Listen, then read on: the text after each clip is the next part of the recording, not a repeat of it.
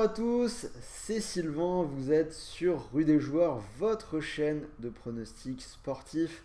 Dernière vidéo Ligue 1 avant la Coupe du Monde. Coupe du Monde qui arrive très très vite, vous retrouverez sur la chaîne une vidéo pour chaque match. Donc si ce n'est pas encore fait, c'est vraiment le moment de vous abonner. Je vous dis une vidéo par match. Donc tu sais quoi faire, tu actives la petite cloche de YouTube et tu recevras une notification à chaque fois que je sortirai une nouvelle vidéo. Je vais vraiment essayer de vous régaler pendant cette compétition. Aujourd'hui, donc on va parler, je vous l'ai dit, de la Ligue 1. La vidéo de la semaine dernière s'est relativement bien passée. Le combi doublement de mise qui est passé à 2,14, les victoires de Lens et du PSG. Je vous avais également proposé dans mes buteurs Terem Moffi côté à 4. C'est passé également, donc plutôt content. Alors après, attention vraiment à cette dernière journée. On est à une semaine du début de la Coupe du Monde. Les listes sont en train de sortir d'ailleurs. Ce soir, la liste de Didier Deschamps. Je vous ferai une vidéo là-dessus demain matin pour débriefer la liste. Donc restez à l'écoute. Mais voilà, ce que je voulais dire, c'est que cette dernière journée, on risque de voir pas mal d'équipes qui vont jouer avec le frein à main, voire qui vont jouer en marchant. Je pense que la blessure de Sadio Mané hier soir, qui est désormais privé de Coupe du Monde, va être dans toutes les têtes. Donc vraiment encore plus que d'habitude, je vous demande d'être particulièrement prudent dans vos paris et avec votre argent. C'est d'ailleurs pour ça cette semaine que je vous propose de jouer avec TheBet, l'opérateur qui double votre premier dépôt. La mécanique est assez simple, 100 euros déposés égale 100 euros de free bet offert instantanément et vous avez donc 200 euros pour découvrir le monde des pronostics sportifs. C'est vraiment pas du luxe avant une dernière journée et une Coupe du Monde qui arrive. Donc si ça vous intéresse, le lien d'inscription est dans la description de la vidéo. Surtout, vous n'oubliez pas le code promo qui est juste là, en haut à gauche, x2 RDJ.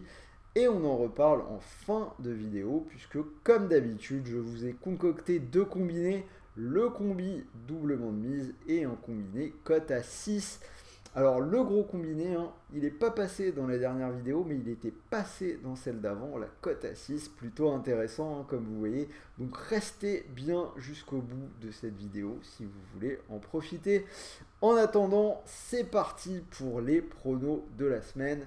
10 matchs, 10 analyses, un prono par match. C'est parti, on commence par Lyon-Nice. La belle affiche du vendredi soir, le 8e qui reçoit le 9e. Seulement un point d'avance pour les Lyonnais sur leur adversaire.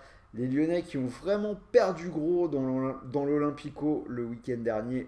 Défaite 1-0 dans un match plutôt fermé. Bilan de Laurent Blanc sur le banc de l'OL, 2 victoires et 2 défaites, en ayant joué quand même dans le lot Rennes, Lille et l'OM. Pour moi, côté Lyon, on repart quand même sur une dynamique un petit peu plus positive après la fin de règne en queue de poisson de Peter Bosz. Côté niçois, une seule défaite sur les 9 derniers matchs. Mais pour moi, mon pari va aller sur autre chose. Je vous propose les buts dans ce match-là. Ce sera les deux équipes marquent côté à 1,57. Lyon a marqué dans tous ses matchs à domicile cette saison, sauf le match contre le PSG. On a vu des buts lyonnais dans 3 des 4 matchs que Laurent Blanc a dirigés. Et Nice, c'est quand même hyper intéressant, a marqué dans 13 de ses 14 derniers matchs. Lens-Clermont, alors là, il n'y aura pas beaucoup de suspense de mon côté. Je vais partir sur une victoire logique des 100 et or, c'est coté à 1,40. Alors là, c'est bien simple. 7 réceptions et 7 victoires pour les nordistes. Ils sont solidement accrochés à la deuxième place après leur victoire à Angers. On a 4 matchs de suite sans encaisser de but à Bollaert. Même si Clermont reste accrocheur à l'extérieur, invaincu sur les 4 derniers déplacements avec une victoire et 3 matchs nuls, Vous me connaissez, je joue la poursuite de la série avec une victoire de Lens. C'est un peu la même chose dans le match suivant, Rennes-Toulouse. Je vais partir sans surprise sur une victoire bretonne 1-43. Série en cours de 16 matchs sans défaite pour Rennes, toutes compétitions confondues. En Ligue 1, ils ont fait un match nul un partout à Lille après 5 victoires consécutives. Et en face, Toulouse, équipe plutôt séduisante cette saison, mais ils viennent de perdre leurs 2 derniers matchs contre des gros, 3-0 à Lens et 2-0 à domicile contre Monaco. J'ai envie de vous dire, jamais 203.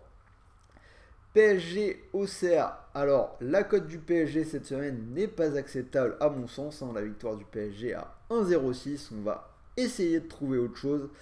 Alors Paris, 6 victoires de suite, on a des Parisiens qui ont quand même dû s'employer un petit peu pour l'emporter à Lorient, 2-1.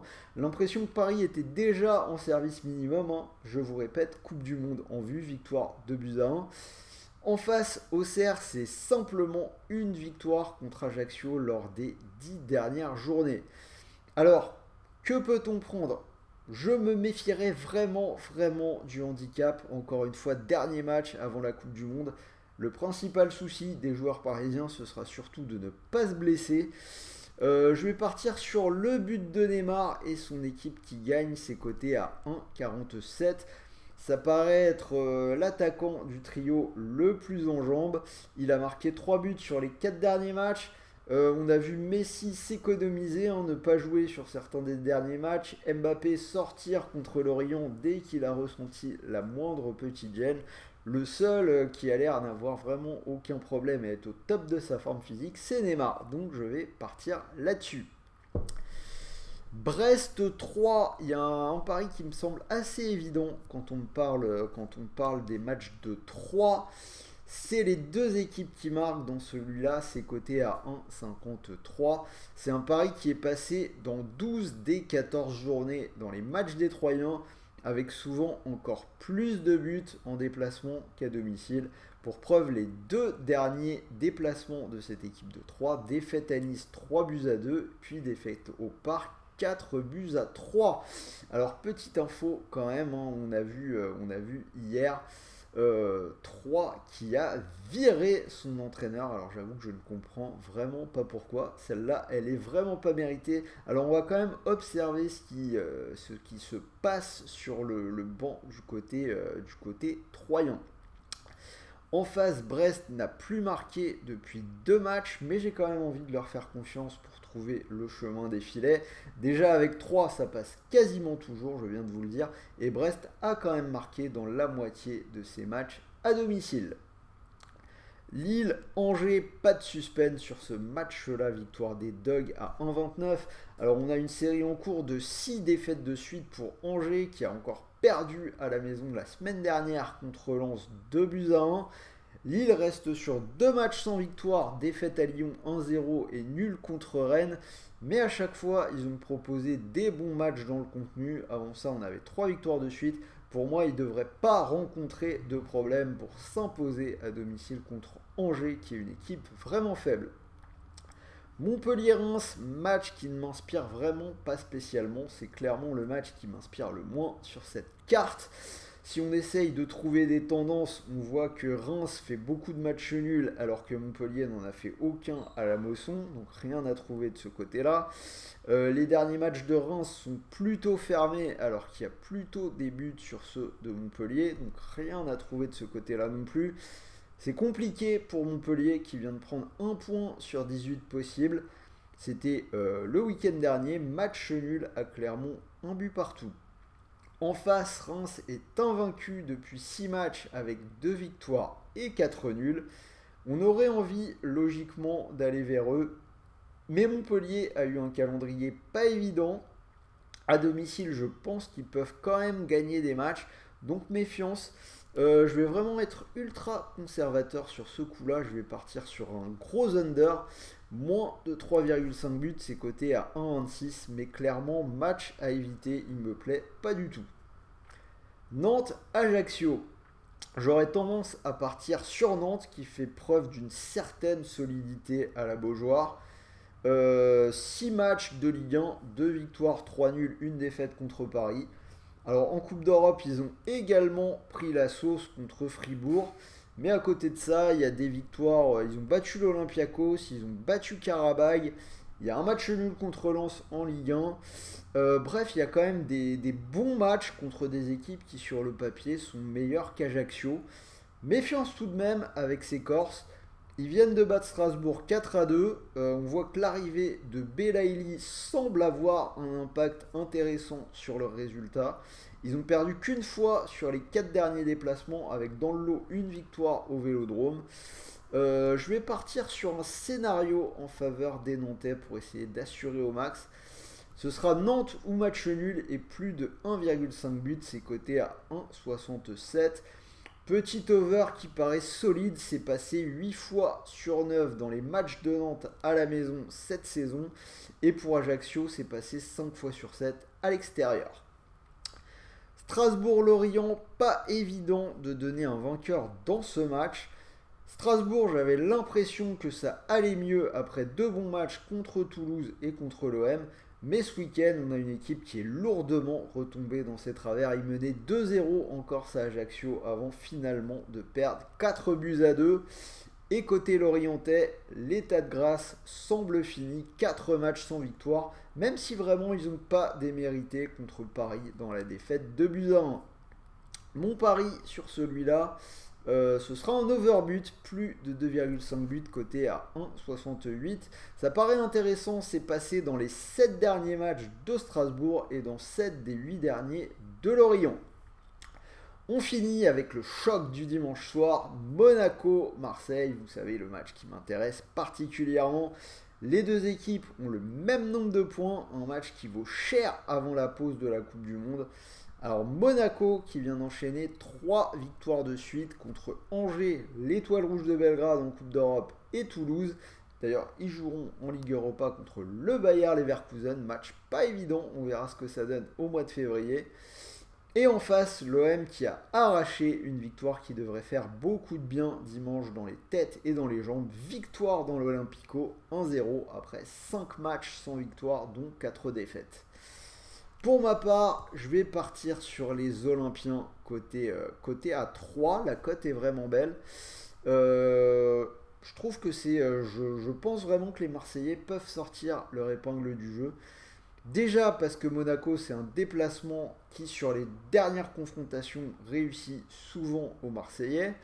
C'est quelque chose qui s'explique assez facilement. Monaco, c'est pas très loin. C'est un stade en général plutôt calme. Donc quand les Marseillais se déplacent, ça devient un petit vélodrome.